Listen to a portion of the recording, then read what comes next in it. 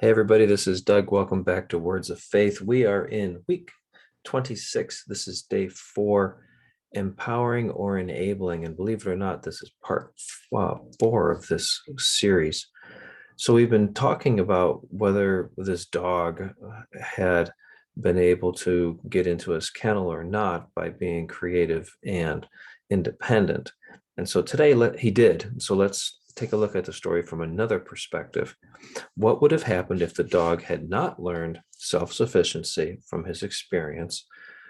Instead of growing stronger in himself, he would have become weaker and more dependent on his owner.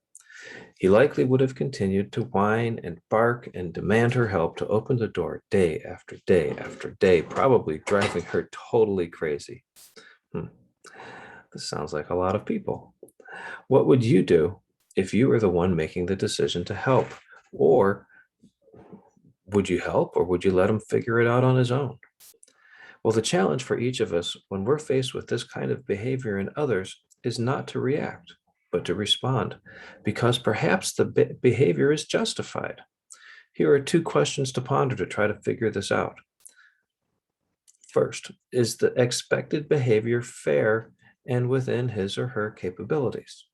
And second, is the behavior strong will or simply laziness? Well, that's a starting point anyways. Here's our affirmations. I take the time to evaluate a situation prior to responding. I keep my priorities and goals in mind when dealing with others.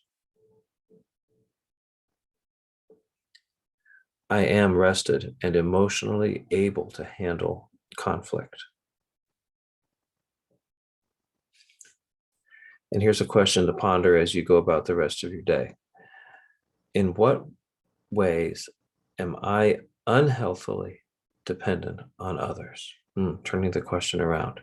In what ways am I unhealthily dependent on others? This is Doug. I'm praying for you. I hope you have a great day, and I'll see you next time.